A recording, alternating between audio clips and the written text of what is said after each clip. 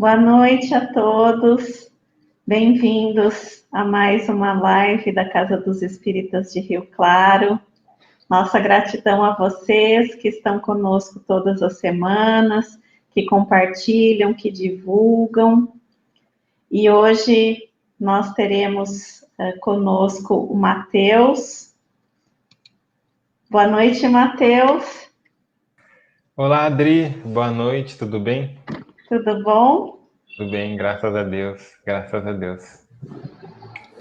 E conosco também o Adilson. Boa noite, Adilson. Boa noite, Adriana. Boa noite, Matheus. Boa noite, querido. Boa noite a todos que estão nos acompanhando. E Matheus Oliveira, nosso amigo muito querido, uma pessoa muito especial, que está com a gente já há bastante tempo na casa, faz parte do grupo de mocidade, faz palestras aqui em outras casas espíritas, tem um canal do YouTube, Jovem Espírita, Jovem Cristão, e também atua no Centro Espírita Fé e Caridade. Então, Matheus, mais uma vez, ficamos muito felizes de você aceitar o convite e estar aqui com a gente para essas reflexões. A gente que agradece, Adri, a gente que agradece. Muito obrigado, viu?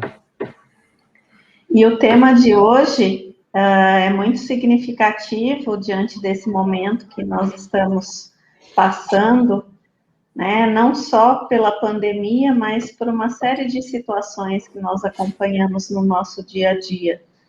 E o tema é reflexões em torno do desencarne. Então, como que nós encaramos o desencarne? De que maneira isso se dá? Como nós podemos trabalhar isso dentro de nós da maneira mais tranquila possível. Então, essas reflexões que o Matheus vai trazer para nós hoje. E eu vou pedir para que o Adilson faça a prece para nós. Ok. Então, vamos unir os nossos corações, nossos sentimentos, e vamos sentindo a presença de Jesus, desses nossos amigos espirituais de luz, que vão nos envolvendo, nos trazendo a harmonia espiritual, emocional, física.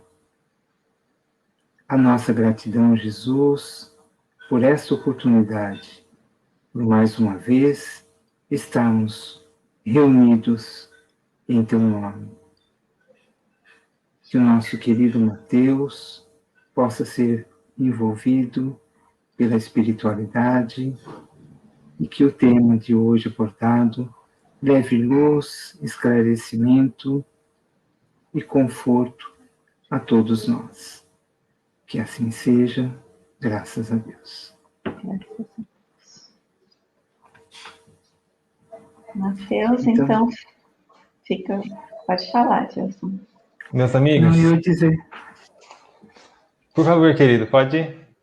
Nós vamos sair então, deixar você à vontade, viu, Matheus? Certo. No final a gente retorna, viu? Tá certo. Um abraço, até mais. Muito obrigado. Meus queridos, então, uma boa noite a todos, os amigos que vão nos acompanhar. Primeiramente, eu gostaria de expressar a minha infinita, extrema gratidão, o amor que eu tenho, não só pela Casa dos Espíritas, mas pelos amigos encarnados e desencarnados da Casa dos Espíritas é imenso, porque a história que eu tenho com essa casa e a dívida imensa que eu contraí com os amigos encarnados e desencarnados, não consigo ver o final dela. Tamanhas bênçãos, tamanho o amor, tamanha dedicação, que a casa, os amigos espirituais e os amigos investem em nossa encarnação, em nossa amizade, a fim de nos auxiliar, nos orientar. E o que se passa pelo meu pensamento, em particular, são os primeiros momentos em que fui pela casa espírita, onde tive a bênção de encontrar todos esses amigos que hoje, de maneira muito caridosa, me acolhem nessa casa. Então, meu amor, o meu boa noite, a minha gratidão a Adri, ao Adilson, né? Ao seu custódio, que eu tenho um imenso carinho, aonde vi a minha primeira palestra e através do seu verbo extremamente eloquente fui arrebatado pela doutrina espírita, né? Ao Fábio, a todos os amigos de fato, né? Que nos acolhem, que nos amparam, né? E que sempre durante esses anos me receberam, me acolheram na casa espírita. O meu muito obrigado, a minha gratidão e o meu reconhecimento a Jesus, à espiritualidade e a todos os amigos que nos concedem essa oportunidade. Porque a amizade e os frutos dela, de fato, é a união das circunstâncias que façam que mais tarde venha então o fruto desse amor e desse carinho. Meus amigos, adentrando então na reflexão, reflexões em torno do desencarne, sabemos que a doutrina espírita nos mostra através de fatos patentes, observações feitas através de relatos dos espíritos que a vida de fato ela continua, né? E que estamos todos fadados à imortalidade. Antes mesmo que a doutrina viesse trazer os seus relatos, o Cristo já nos mostrou, né? Levantando-se ao terceiro dia em espírito e em verdade, visitando os seus, mostrando-lhes que o que esperava após a vida era a eternidade. Mas a nossa reflexão vai se deter no seguinte ponto: o que acontece no momento do desencarne? Se sabemos que a vida continua e que o corpo ele se extingue, né, à medida em que os órgãos vão perdendo a vitalidade, qual é a nossa obrigação diante da morte? Como devemos nós nos preparar diante da morte? Como o espírito deve se preparar para essa passagem, para essa viagem? Porque não basta, meus amigos, saber que a vida continua. Não basta saber que o corpo uma hora vai voltar ao pó. É preciso saber como se preparar para essa passagem.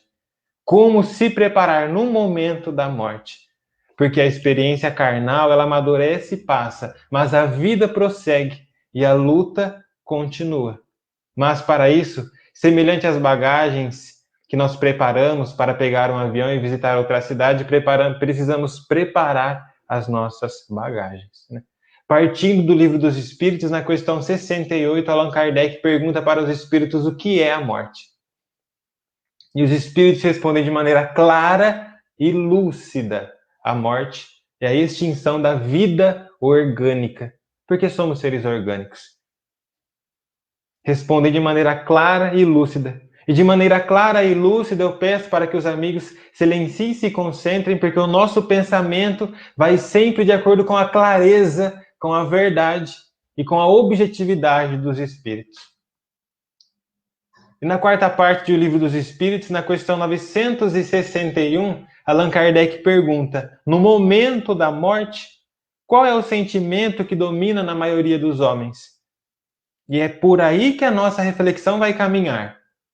Nem antes da morte, nem depois, mas no momento da morte. Porque é preciso nos prepararmos para o momento da morte. É preciso prepararmos o nosso espírito, a nossa consciência, para que no momento da morte saibamos não somente enfrentá-la, mas recebê-la. É chegado o momento de deixarmos de fugir da realidade. A morte é uma realidade que precisamos não enfrentar, porque não é uma briga, mas acolhê-la. E através da clareza, da inteligência, da compreensão que o Espiritismo e que Deus nos concede, é preciso entendê-la, compreendê-la, para depois acolhê-la e dizê-la: sede bem-vinda, amiga morte. Então Allan Kardec pergunta, no momento da morte, qual é o sentimento que domina na maioria dos homens? E os espíritos respondem: a dúvida para os céticos endurecidos, o medo para os culpados e a esperança para o homem de bem. A dúvida para os céticos endurecidos, porque os céticos não crendo em nada além daquilo que vem, que podem apalpar, e endurecidos, porque os seus espíritos, o seu pensamento, o seu caráter é endurecido porque não vê nada além de si, além da matéria. A dúvida o toma no momento da morte, porque a consciência naturalmente sobrevive à extinção da matéria. O medo para os culpados, porque só aqueles que erraram Só aqueles que transgrediram a própria consciência, só aqueles que durante toda a vida fugiram ou tentaram fugir da própria consciência, eles têm medo. O medo para os culpados. E continuam os espíritos. A esperança para o homem de bem. A esperança para o homem de bem. A esperança para o justo. A esperança para aquele que em toda a sua vida obedeceu e foi fiel à sua consciência. Foi fiel àquilo que recebeu, honrando, né, o legado que a sua consciência tem lhe colocado. Nós usamos aqui a palavra consciência porque os espíritos nos ensinam que as leis de Deus, elas estão esculpidas na pedra sagrada da nossa consciência. Da mesma forma que Moisés esculpiu os 10 mandamentos na pedra, Deus, quando nos criou, esculpiu as suas leis na nossa consciência. A culpa para aqueles que não obedeceram à sua consciência e transgrediram a lei divina. A esperança para aqueles que foram fiéis à sua consciência, sendo fiéis a Deus. Então, nós vamos pular neste momento para o livro Céu e Inferno, porque Allan Kardec nos orienta. O Espiritismo pode dizer como se opera a transição.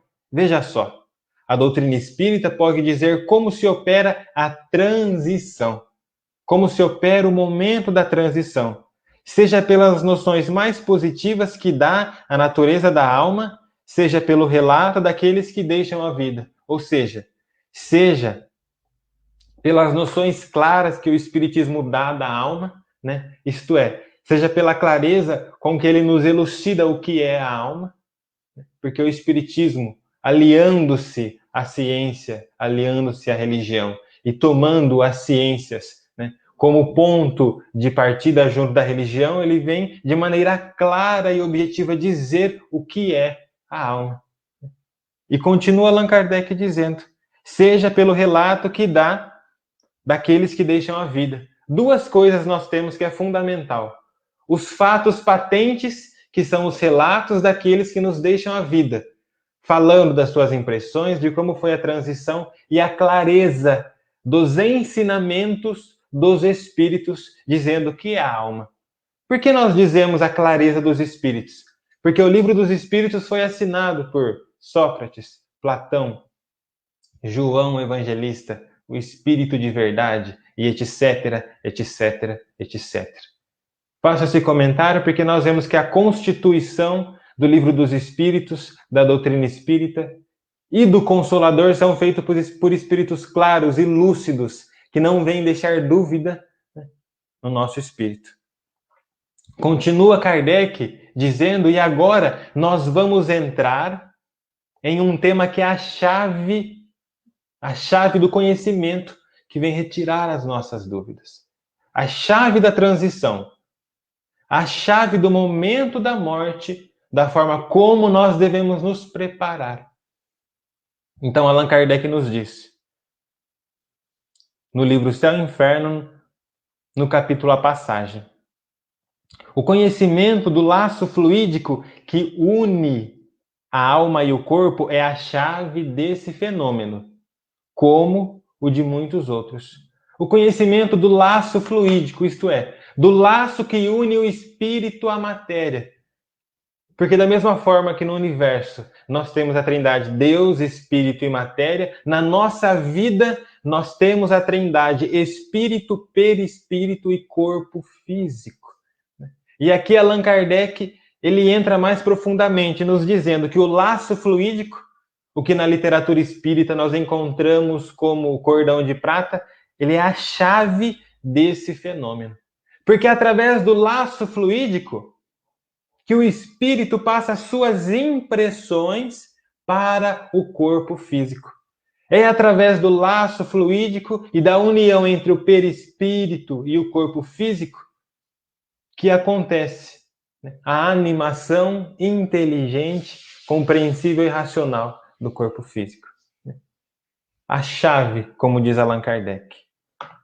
Então, no item 10, desse mesmo título do livro Céu e Inferno, Allan Kardec nos diz: o espírito se prende tanto mais à vida corporal quanto nada vê além dela. O espírito se prende mais à vida corporal quanto nada vê além dela. Se eu nada vejo além da minha vida material, naturalmente o meu espírito ele vai se agitar em torno daquilo e vai viver somente aquilo. Outra chave muito interessante está na mensagem de Emmanuel, o culto à prece, aonde Emmanuel vai nos dizer que a prece ungida de amor, ela liberta o espírito gradativamente da sua forma humana para que ele possa fluir. Ao passo que o materialismo prende cada vez mais o espírito à matéria, unindo-o. E esse laço fluídico, ou seja, esse cordão de prata, é justamente a chave. Por quê? Porque uma vez que o perispírito passa as suas impressões para o corpo físico através do cordão de prata, isso significa que quanto mais eu sou apegado não somente ao materialismo, mas às sensações do meu corpo físico e às sensações da matéria, mais esse cordão de prata se une ao meu corpo físico. Imaginemos, meus amigos, uma corda. Uma corda ela é composta de vários fios. Se nós girarmos uma corda em uma direção, naturalmente ela vai apertar.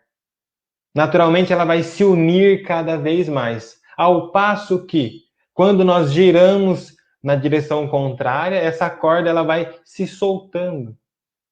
Essa corda ela vai naturalmente desvencilhando-se uma da outra. E olha só o que Allan Kardec disse. O espírito se prende tanto mais à vida corporal quando nada vê além dela. Se eu nada vejo além da vida corporal, isso significa que eu estou preso às sensações. Se eu estou preso às sensações da matéria, o que são as sensações da matéria? As sensações da sensualidade, né? A promiscuidade, a sensação dos entorpecentes, a sensação do alcoolismo. Tudo isso, meus amigos, são sensações que excitam a matéria. E quanto mais viciado nisso estou, mais essa corda se prende. Ao passo que, quanto mais o meu espírito se identifica com a vida futura, quanto mais o meu espírito se identifica com a verdade que nos liberta das nossas imperfeições, mais essa corda ela vai se soltando. Mas continua Allan Kardec nos esclarecendo. O espírito que nada vê além da matéria, ele sente que lhe escapa e quer retê-la, em lugar de se abandonar ao movimento que lhe arrasta. Ele resiste com todas as suas forças. Ele pode assim prolongar a sua luta durante dias, semanas, meses e até anos. Mas a chave do nosso pensamento, em que o espírito se prende, está na seguinte frase. Sente que lhe escapa e quer retê-la. Veja só, o espírito que nada vê além da matéria sente que a morte chega.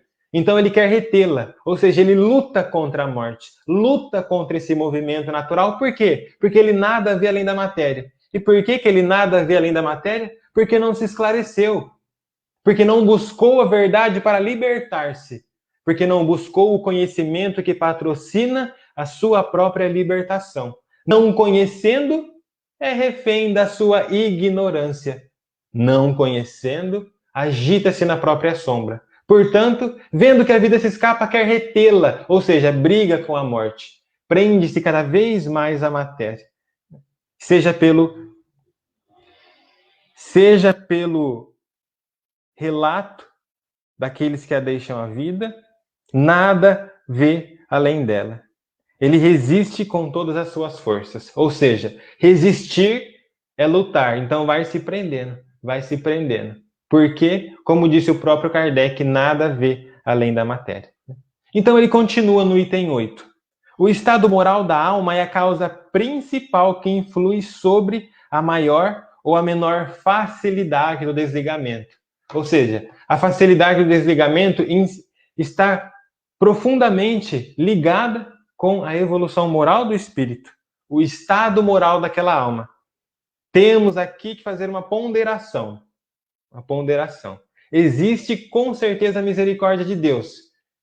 A misericórdia de Deus que, através daqueles nossos espíritos familiares, nos ajudam e nos abençoam constantemente, né? Auxiliando-nos no desligamento. Porém, a misericórdia de Deus não luta. Ela atua até um certo ponto. Se o espírito não é evoluído moralmente e luta contra a morte, naturalmente a sua dor será maior, né? É preciso fazer essa ponderação. Além da misericórdia de Deus, nós temos também o mérito do Espírito que passou pela terra, a obra do Espírito e tudo aquilo que ele deixou. Né? É preciso que ao longo das reflexões nós vamos pensando dessa forma, para o nosso ponto de vista não ficar preso somente no desligamento, mas pensarmos na misericórdia divina, onde as falanges espirituais do espaço auxiliam no desencarne, pensarmos na obra daquele encarnado, porque tudo isso influi. Né? Mas como o nosso pensamento ainda é muito pequeno e não temos a capacidade de vermos além, como somente Deus e a espiritualidade têm, nós fazemos a nossa obrigação. E a nossa obrigação é nos prepararmos, enfrentarmos a realidade para recebê-la de maneira calma e tranquila. E continua Kardec. A afinidade entre o corpo e o espírito está em razão do apego do espírito à matéria. Ou seja, a afinidade entre o corpo e o espírito no momento da morte está em razão do apego do espírito à matéria. Esse apego do espírito à matéria, como dizíamos, está na onde? No apego do espírito não somente às sensações, mas o apego do espírito nos seus familiares. Porque a mãe ou o pai acredita que o filho é seu, né? Não de Deus, nem que foi lhe concedido uma alma para que ele possa guiar para a sua evolução. Então ele apega-se aos familiares, apega-se aos filhos, apega-se à esposa, apega-se à casa porque acredita que a casa é sua, pois não vê nada além da matéria e não se reconhece como espírito imortal. Apega-se aos bens, apega-se às sensações. Quanto mais afinidade ele tem com a matéria, mais o espírito ali fica retido. Por quê? Como disse Kardec, não vê nada além da matéria. Não vê nada além dos seus familiares. Então ele quer constantemente estar com seus familiares. Não vê nada além dos seus bens, então quer proteger os seus bens. Não vê nada além das sensações. Então esse laço fica cada vez mais forte. E continua Kardec nos elucidando. Está em seu máximo do homem cuja atenção está somente na vida presente e no gozo material. Então, para que possamos aqui ter uma noção, né, de como isso é difícil, nós vamos buscar aqui um relato, né, que está na página 173 do livro Céu e Inferno, né, cujo nome do espírito é Novel. Nesse relato, nós vamos ver como o espírito preso à matéria, preso aos bens, preso somente aos seus familiares, preso ao seu corpo, sofre pela falta do quê? Pela falta de conhecimento. Pela falta de buscar a verdade para encontrar a sua própria liberdade. Pela falta de buscar as asas da caridade, da moral e da prece, aonde não conseguiu alçar seu voo e não vendo nada além de si mesmo, ele fica semelhante à aranha, anda somente em torno da sua própria teia.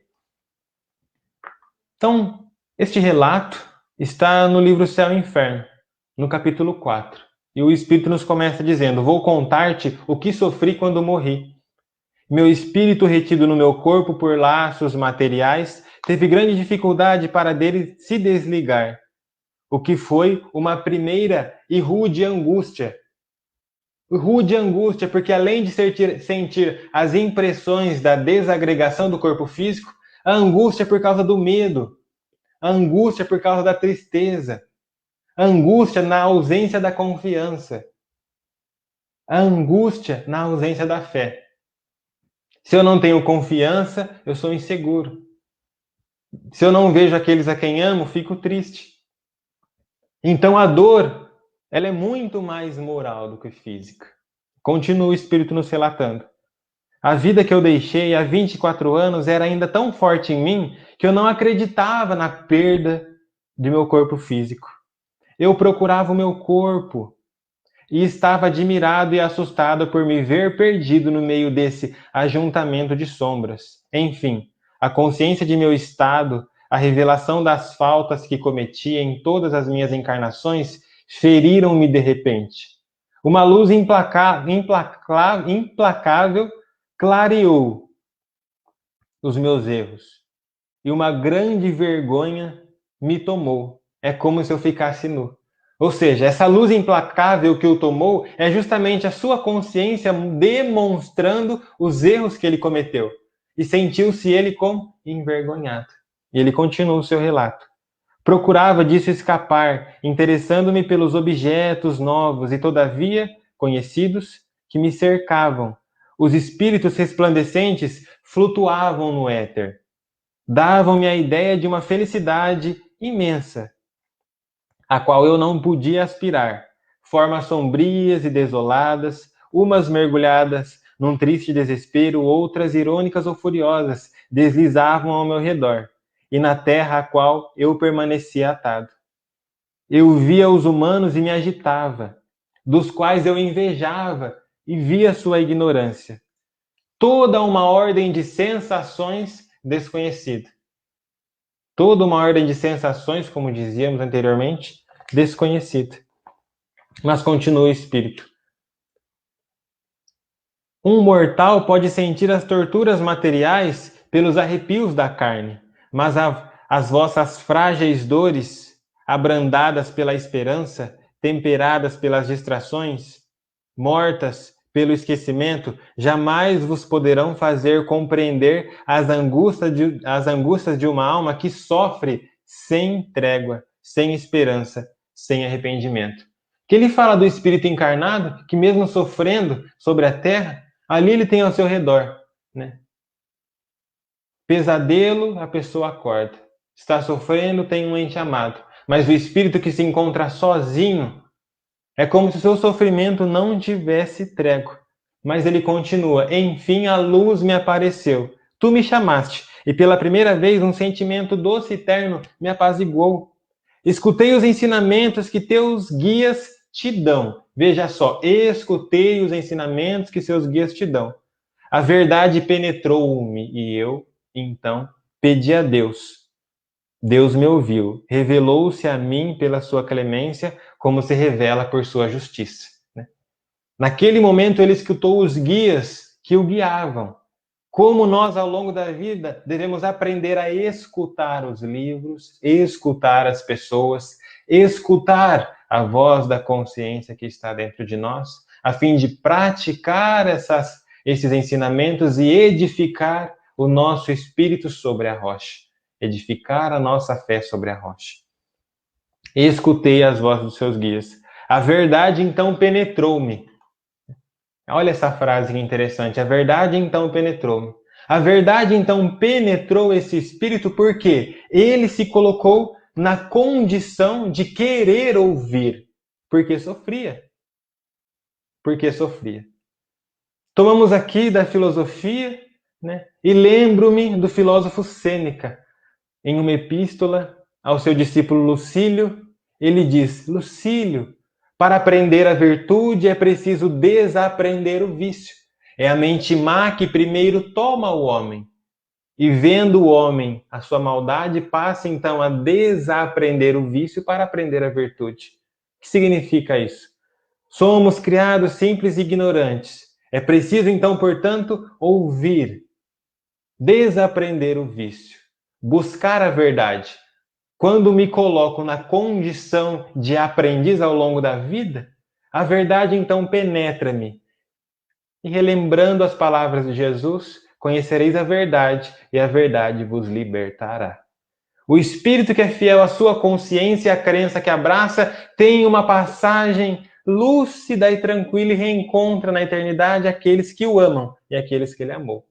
O casal que conhece o amor e o amor cobre a multidão dos pecados, o perdão os liberta das sombras e estão livres do ódio, livres da indiferença.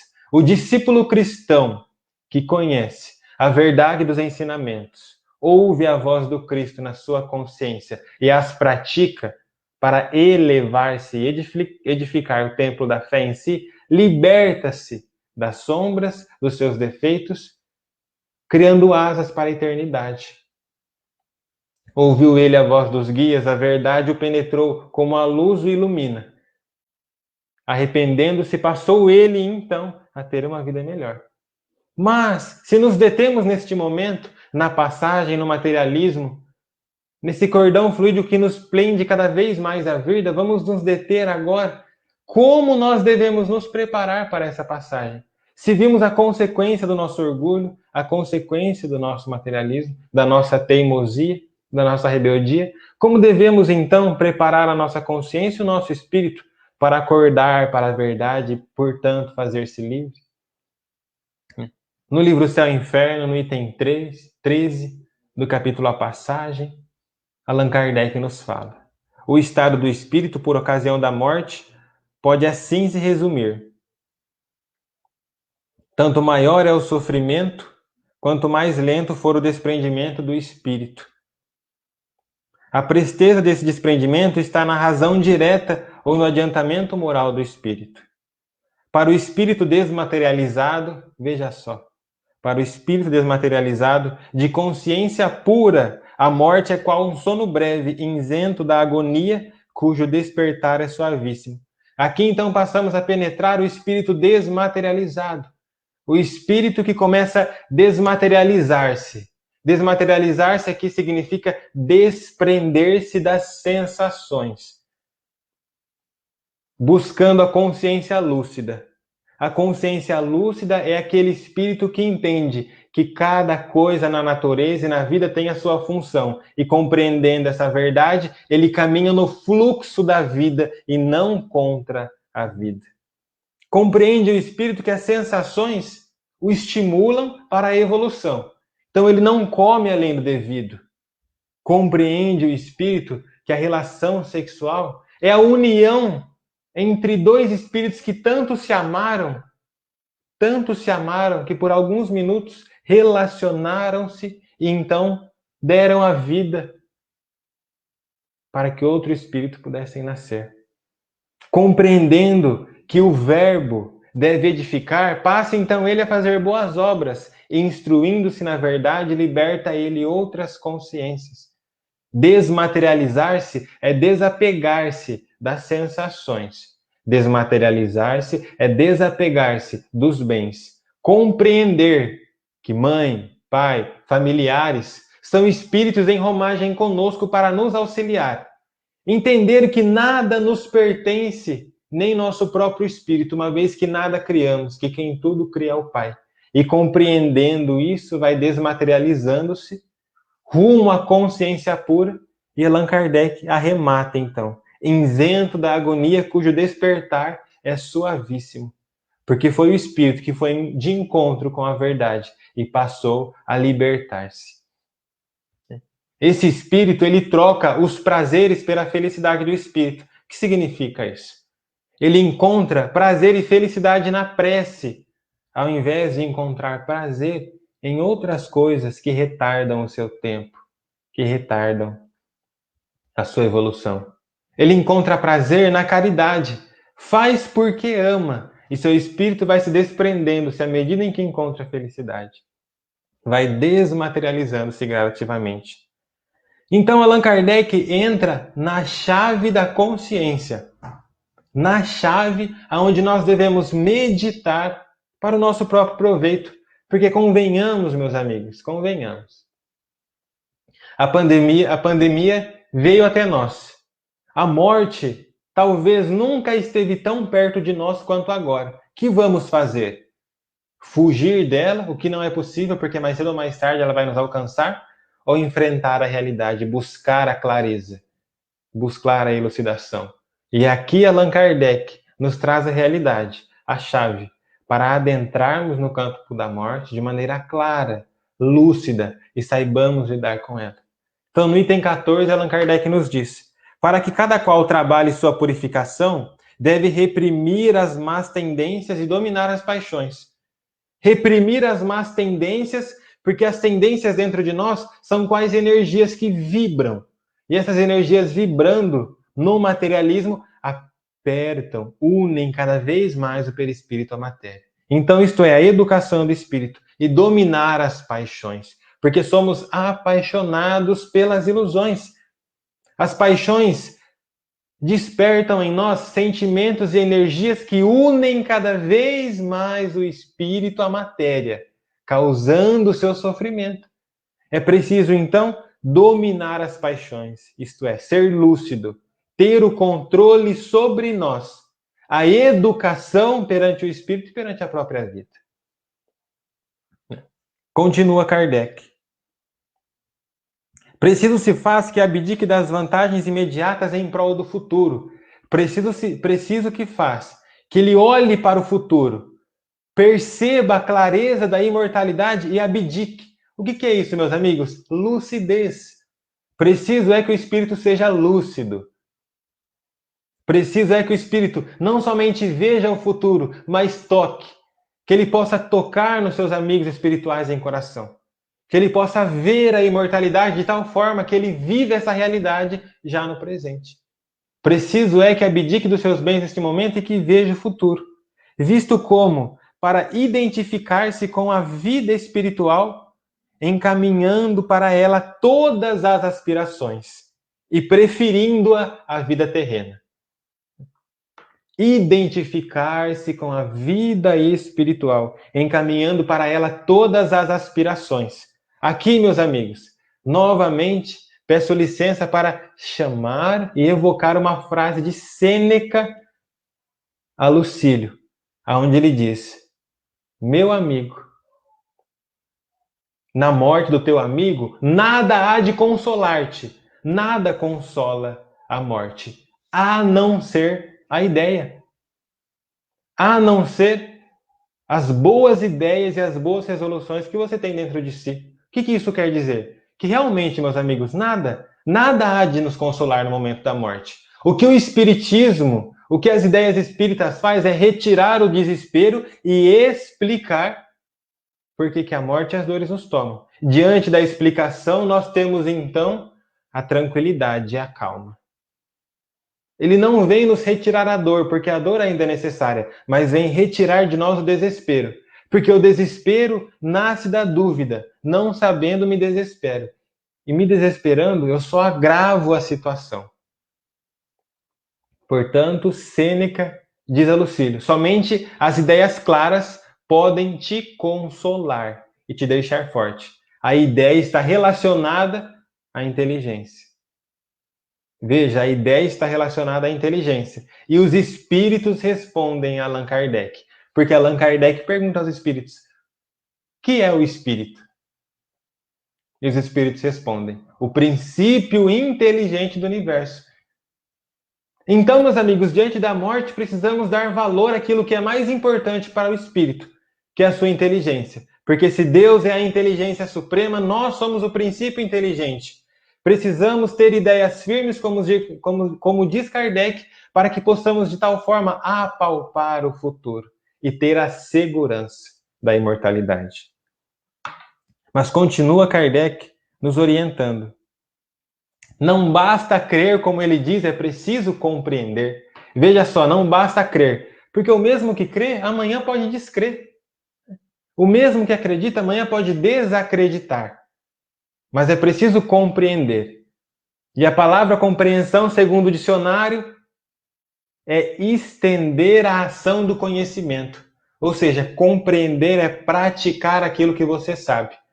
Compreender a fé, compreender a esperança é estender a fé e a esperança para si, para o próximo. Porque quem crê, muitas vezes não pratica. Mas quem compreende, estende a luz a si e ao próximo. Veja, Allan Kardec está falando da inteligência, do princípio da razão. Allan Kardec está falando da lógica. E continua Allan Kardec nos orientando. Devemos considerar essa vida debaixo de um ponto de vista que satisfaça ao mesmo tempo a razão, a lógica, ao bom senso e ao conceito em que temos sobre a grandeza, a bondade e a justiça de Deus. Considerando, deste ponto de vista, o Espiritismo pela fé inabalável que proporciona e de quantas doutrinas filosóficas que conhecemos, a que exerce mais poderosa influência. Como, meus amigos, vamos conseguir uma fé inabalável? Então vamos aqui separar por tópicos. A razão, a lógica e o bom senso, que possam congregar dentro de si a grandeza, a bondade e a justiça de Deus. Isso proporciona uma fé inabalável. Mas aonde nós trabalhamos isso? No que os espíritos nos falaram. O espírito é o quê? O princípio inteligente. Portanto, nós não somos um corpo físico e nós não somos um perispírito. Nós somos o princípio inteligente do universo que irradia. E é para isso que nós devemos dar o devido valor, para esse princípio inteligente que nós somos. E quando buscamos a compreensão, a razão e a lógica, nós alcançamos aquilo que o dinheiro não pode comprar, aquilo que ninguém pode lhe oferecer, que ninguém pode lhe conceder, a não ser o próprio Deus, que é a certeza. A certeza, ela só chega em nós quando nós trabalhamos a inteligência e compreendemos e entendemos a verdade. Com a certeza, eu tenho um escudo em volta de mim. Lembrando do próprio Paulo, o capacete da fé, a espada da palavra da justiça, a couraça da caridade. Veja só, trabalhando justamente o símbolo da inteligência.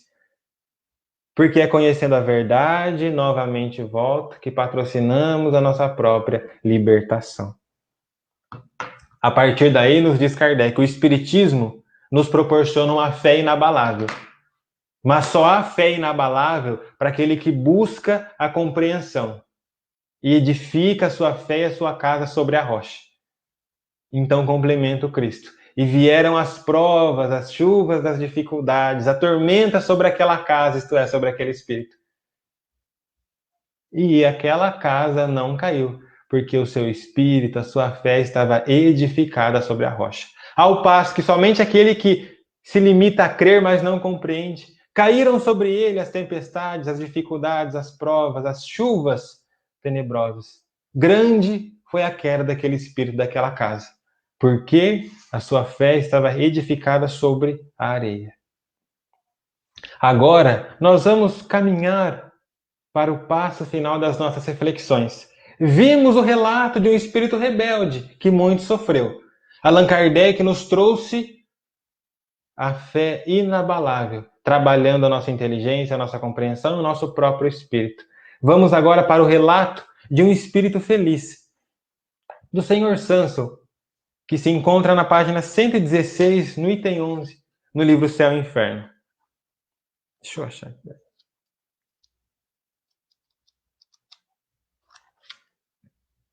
Aqui. Allan Kardec, evocando esse amigo pessoal seu, né, trabalhador, junto do codificador e junto dos seus amigos, ele foi também presidente, em uma época, da Revista Espírita e auxiliava Allan Kardec. Né? Então ele fez um pedido a Kardec: assim que eu desencarnar, evoque o meu espírito para que eu possa passar as impressões no momento da morte, que é a nossa reflexão. Reflexões em torno da morte, onde nós nos atemos principalmente no momento da morte. Então Kardec, evocando, pergunta a ele: fostes tão sofredor que podemos, penso eu, perguntar como vos acha agora? Veja, ele foi sofredor. Ele era doente, tinha suas dificuldades. Allan Kardec vai perguntar qual é a situação. Sente ainda as vossas dores? Comparando a situação de hoje, a de 2 dias atrás, que sensações você experimenta? A minha situação é bem ditosa, diz ele a Kardec. Acho-me regenerado, renovado, como se diz entre vós. Nada mais sinto das minhas antigas dores. A passagem da vida terrena para a dos espíritos deixou-me de começo num estado incompreensível, porque ficamos algumas vezes, muitos dias, privados de lucidez. Eu havia feito, no entanto, um pedido a Deus para permitir-me falar àqueles a quem amo, que são vocês, e Deus me ouviu.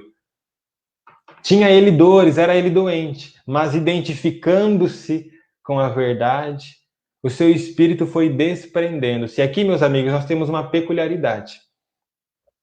Eu convido os amigos, aqueles que tiverem tempo, aqueles que quiserem, a ir até a obra O Céu e o Inferno, no último capítulo, porque nesse mesmo capítulo Allan Kardec vai nos orientar que no momento da vida, nas décadas da nossa encarnação, quando o espírito identifica-se com a prece, identifica-se com a caridade e pratica a sua fé, já antecipadamente o seu espírito desprende-se gradativamente do corpo, de tal forma que esse espírito justo, que identificou-se com a prece, identificou-se com a caridade e pôde apalpar a vida futura através da certeza e da fé, no momento da morte, o seu desencarne é semelhante a um fruto que, maduro, desprende-se do talo e cai ao chão. Esse é o caso do Sr. Samson. E continua Allan Kardec. Ao fim de quanto tempo você recobrou a lucidez de suas ideias? Ao tempo de 8 horas. Veja, ele desencarnou. E em 8 horas ele recobrou a sua lucidez. Outro adendo que nós fazemos, que não é tão rápido assim que o espírito desperta. Nós vimos o relato de que, o primeiro relato que nós vimos, o espírito demorou anos para identificar-se com a verdade. 25 anos demorou o espírito para identificar-se com a verdade. Por quê? Porque não desprendeu-se da matéria. Porque não libertou-se através do conhecimento. E, portanto, o seu sofrimento foi maior. Amigos, à medida em que nós vamos comentando, vamos nos lembrando sempre, né, da misericórdia de Deus, da espiritualidade que nos auxilia, porque não se resume a isso, né? Não se resume a isso. Lembrando, são reflexões pequeninas em torno do desencarne. Então, Allan Kardec pergunta para ele: estáis bem certos de que não pertence mais ao nosso mundo? Oh, certamente, estou bem certo disso. Porém, eu estarei sempre ao vosso lado, inspirando a caridade e a abnegação que eu pratiquei, porque nós só damos aquilo que temos. Eu só posso ir para a espiritualidade, trabalhar na espiritualidade e ajudar na espiritualidade quando algo sei. Veja o que ele fala: estou muito lúcido de que não estou mais entre os vivos, mas vou dar-te aquilo que tenho, que é a caridade e a abnegação, que aprendeu ele ao longo da vida. Continua Kardec. Em mim não reconhecereis, diz o Espírito, mais o velho enfermo, que tudo devia esquecer, fugindo de todo prazer e alegria. Fugindo de todo prazer e alegria. Eu sou o Espírito e a minha pátria é o espaço. O meu futuro é Deus, que reina na imensidade. Desejara poder falar aos meus filhos, ensinar-lhes aquilo mesmo que sempre desdenharam acreditar. E aqui tem um comentário do guia daquela reunião mediúnica, né, que comenta o item A Morte do Justo. Né, e ele diz, aqueles amigos que ali se congregaram: foi a de um justo a morte desse homem de quem, neste momento, vocês se ocuparam. Isto é, esperançosa e calma. Como o dia sucede naturalmente à aurora, a vida espiritual lhe sucedeu à vida terrestre, sem rompimento e nem abalo. Isto é, como o dia sucede à aurora, para esse espírito a morte nada mais é do que um novo amanhecer e uma nova primavera. Levou ele com muita esperança, porque era ele, homem justo. O seu último suspiro foi um tanto como um hino de reconhecimento e alegria a Deus. Espíritos felizes, ungidos de amor. Quão poucos os que atravessam assim a rude transição, quão poucos os que após a confusão e desespero da vida concebem o ritmo harmonioso do espaço. Assim, a alma do cético, separada do corpo, se despedaça e sofre. Mas a do espírito feliz se precipita no espaço, inconsciente de si mesma.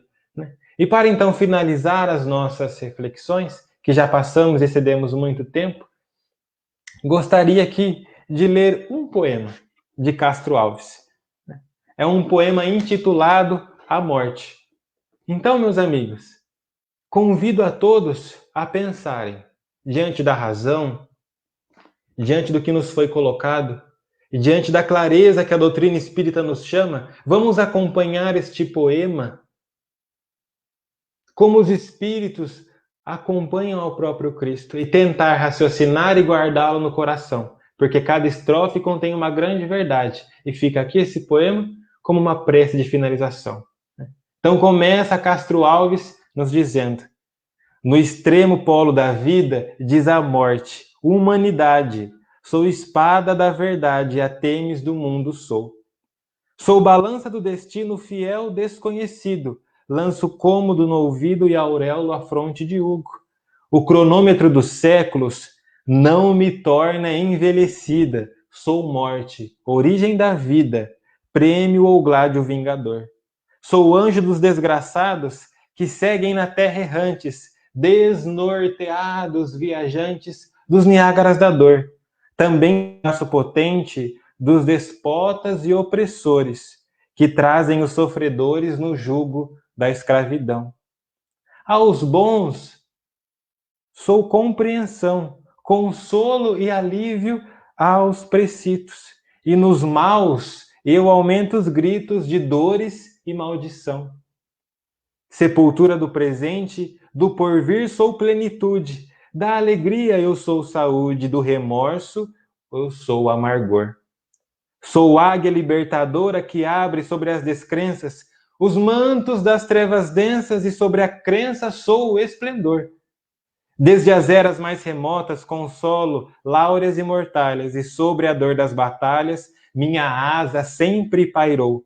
Meu verbo é a lei da justiça, meu sonho é a evolução, meu braço a revolução. Asterlix e Waterloo. Homem, ouve-me. Se às vezes eu simbolizo a guilhotina, minha mão abre a cortina que torna o mistério em luz. E por trabalhar com Deus na absoluta equidade, eu sou prisão ou liberdade, sou nova aurora ou sou nova cruz. Se o cristal que imita o céu, sou o cristal que imita o céu da consciência tranquila. É o luzeiro que cintila na noite do teu viver. Oásis, dou-te o repouso. Estrela, estendo-te o lume. Flor, oferto-te perfume. Luz da vida, dou-te o ser.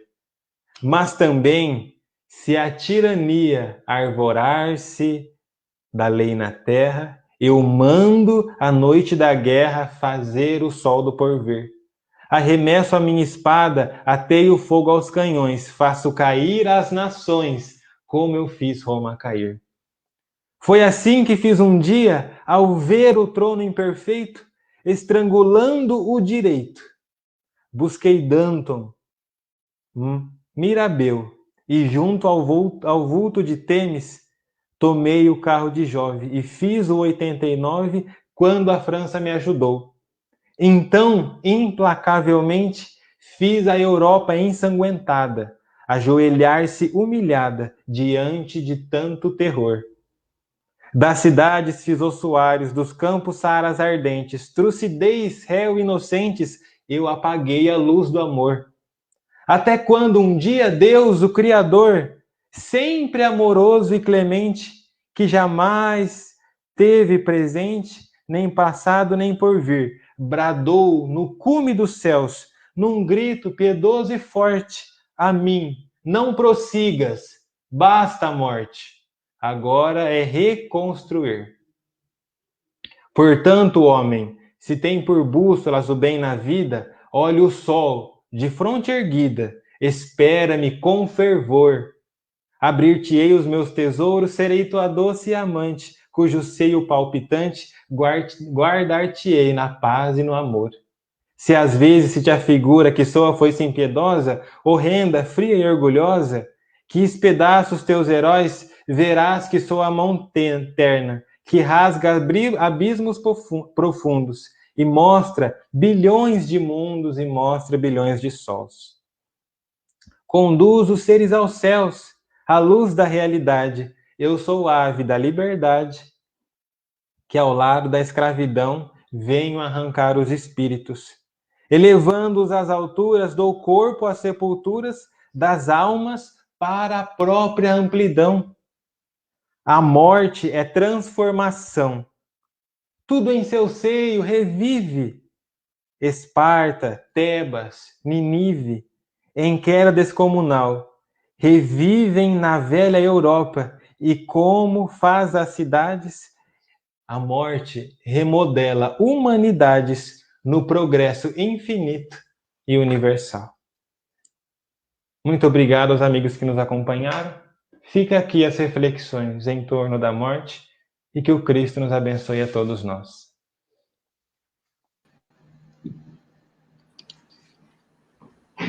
Mateus, muito obrigada por esse poema e por essas reflexões tão importantes. Nós sempre, temos um certo receio em se falar, né? Nós temos receio de falar sobre esse assunto, porque para muitos é um tabu. Sim. Né? Como que é um momento de dor, de sofrimento, de separação. Então, para os seres humanos, para nós, é muito difícil falar sobre isso, e é importante que a gente fale justamente para compreender. Sim. Né, como você trouxe aí, não só a fé, mas a compreensão, que você Sim. bem colocou. Porque a partir do momento que nós passamos a entender, né, lendo o que nos traz Kardec, da doutrina espírita, toda essa lógica, toda essa razão e todo um consolo que advém de saber que nós sempre estamos amparados, não importa como nós nos conduzimos, nós sempre temos o amparo. Então, isso nos clareia. Exato. Então, eu acho que é muito significativo. De que forma nós escolhemos seguir a nossa vida? Exato. De que maneira nós nos conduzimos? Quais são os nossos caminhos? Quais são as nossas escolhas? Então, acho que essa circunstância da gente falar a respeito do desencarne nos faz olhar para dentro de nós. Como eu estou vivendo hoje, o que eu estou sentindo, o que eu preciso fazer para trabalhar dentro de mim para que isso não seja um peso, mas seja uma alegria. Exato. Porque quando a gente lê dentro dentro do Céu e Inferno, que você trouxe assim, esses relatos, e dentro da literatura espírita, quando a gente lê, assim, a morte é uma libertação para o espírito que está preso na matéria. Exato. A sua consciência se amplia. Então, de que maneira a gente lida com isso? E você trouxe essas respostas aí, essas reflexões para nós, trabalhando, né, o nosso desapego às coisas materiais, às pessoas, às coisas. Não é fácil, claro que não é fácil. Sim. Como que a gente vai... a gente tem tanto amor pelas pessoas, como que a gente vai trabalhar com isso? Buscando compreender que é uma separação temporária. Exato. Que o que ficou é o corpo físico, mas aquele ser querido permanece vivo num outro plano. Exato. E está sentindo nossa dor, está recebendo o nosso carinho, está sofrendo com a nossa revolta. Exato. Então, é isso que a gente tem que pensar, né? E você bem trouxe aqui. O que a gente pode fazer para que seja o mais suave possível? Prece. Prece. Né? A prece é o melhor que mais está ao remédio. nosso alcance, né? Exato. Então, assim, eu só posso agradecer aí. Adilson, se quiser fazer algum comentário, Matheus, se você quiser falar alguma coisa, se alguém tiver alguma pergunta que queira colocar também, né? Porque a gente precisa falar a respeito. Né? Exato. Até para quebrar o tabu mesmo, né? Como você bem disse, a gente tem receio de falar, de comentar, mas é importante a gente conhecer, né? À medida que a gente vai tendo conhecimento, a gente vai se libertando, primeiro, lógico, no intelecto, né? Racionalmente a gente consegue entender, compreender, e aos pouquinhos a gente vai sentindo e aceitando. É lógico que para todos nós, né, é um exercício que nós estamos fazendo, né? O conhecimento não nos liberta da perda, né, da dor, mas nos traz o conforto da esperança, que vamos nos reencontrar novamente, que a vida continua, né? E também a doutrina nos traz essa preparação, né, para nós, como o Matheus trouxe. Como nos comportar aqui para termos esse desprendimento de uma maneira mais suave, mais tranquila, e depende de nós, né? Depende de nós. É sempre importante lembrar, né, nessas reflexões que a gente traz, porque o que muitas vezes é tabu para nós e para os amigos é muito um pouquinho mais delicado de ser abordado, né? Eu lembro novamente, nós, na condição de encarnado que nós tomamos, sempre que formos abordar os momentos sensíveis da humanidade, é sempre bom nós lembrarmos, né, da primeira palavra que vem antes de espiritismo, que é justamente consolador, né? Consolador, que traz justamente o caráter da misericórdia, né? Então, é importante trazer, muito enfatizado esse lado, porque como espíritos duros, nós encaramos com muita dureza, com muita dificuldade, vemos muito lado negativo, né? Mas poderíamos fazer outras reflexões de equipes da espiritualidade trabalhando a favor dos desencarnados, né? Tanto a planta tão humilde, né, que está ali na Terra, está sendo trabalhada e velada por um espírito, né, quanto todos os seres humanos da humanidade, né? Então a reflexão ela se estende. E na condição em que nós estamos de desencarnados, de encarnados, é muito importante sempre lembrar o que está ao nosso alcance. O que está ao nosso alcance, onde a nossa mão física não pode alcançar, o nosso espírito chega através da prece, né? Chega através da vibração, né? E quando vamos concebendo esse consolador, concebendo essa misericórdia, nós imaginamos que estamos auxiliando alguém, mas o primeiro a ser auxiliado somos nós mesmos. E vemos daí que ajudando o próximo, nós vamos nos ajudando e patrocinando, como diz Emmanuel, a nossa própria libertação, né? Então, aos amigos que nos assistiram, né, nós pedimos sempre a ponderação em torno da palavra consolador, em torno da palavra misericórdia, né, e outras coisas, né, que poderíamos ponderar ainda mais para suavizar esse fardo. Porque para nós a morte é um fardo, né? Mas conforme nós vamos progredindo e avançando, né, em inteligência e em sentimento, as coisas vão se suavizando para nós. E a Dora coloca aqui, né? Como ainda é difícil e dolorido entender a separação física. Somos deveras imperfeitos. Aí ela nos agradece e deseja uma boa noite. Sem dúvida, Dora, é extremamente difícil ainda para nós conseguirmos trabalhar esses sentimentos dentro de nós. Isso, como o Adilson falou, né, um exercício que nós vamos tendo que fazer, se faz necessário fazermos, né, na nossa vida, no nosso cotidiano.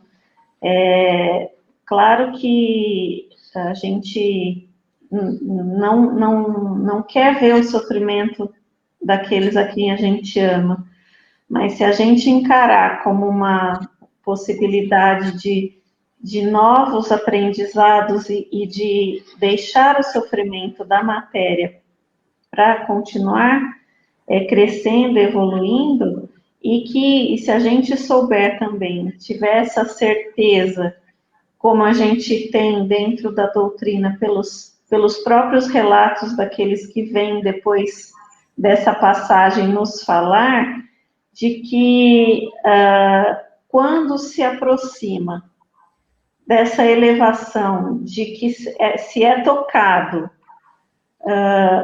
e se pede o auxílio, que está ali presente muitas vezes não está sendo visto, imediatamente esse auxílio ali está presente. Então, às vezes o espírito não está pronto, mas o auxílio está ali ao lado dele. Exato. Né? Então, é isso que a gente tem que procurar sempre ter em mente e pensar que é um alívio, muitas vezes, do sofrimento aqui na carne. Sim. Né? Então, acho que fica aí essa grande lição que você trouxe aí para nós. E para finalizar, Adri, em relação ao comentário da dor que ela fez, né, existe algo impalpável que nós podemos trabalhar dentro de nós, que é de um caráter imenso, né, e nos ajuda de maneira extremamente, assim, que nós não tem como nos conceber, né, das potências do nosso próprio espírito.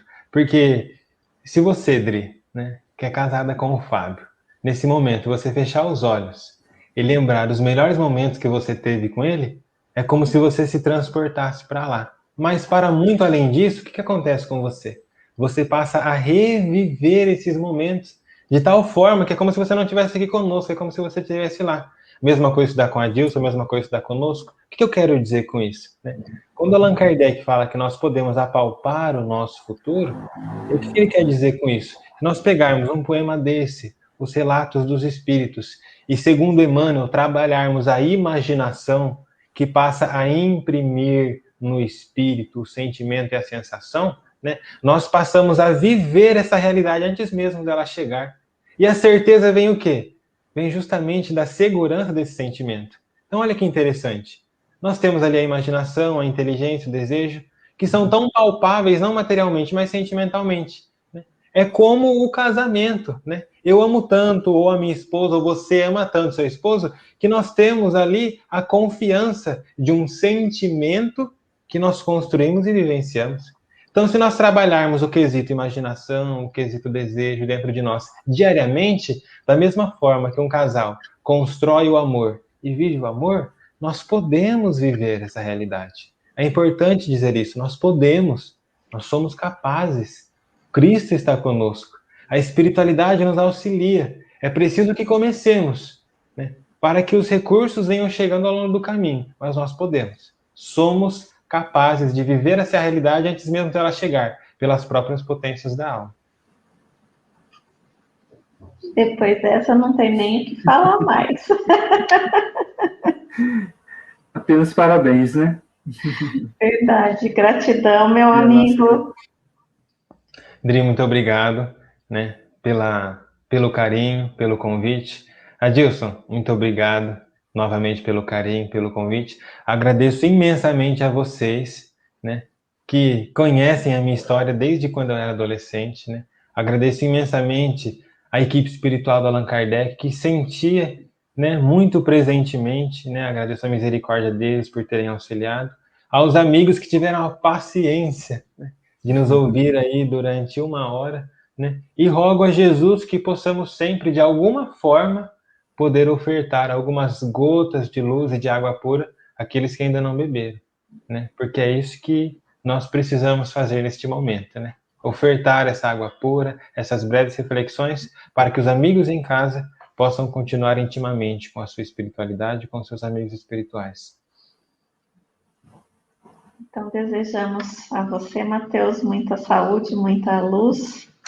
A todos vocês, nossos amigos, que estão aqui conosco, nos acompanhando, que sejam todos envolvidos em muita paz, em muita harmonia, que tenham uma noite abençoada, uma semana com muita proteção, com muita saúde, procurando refletir sobre a melhor forma que nós podemos aí lidar com as situações do nosso dia a dia.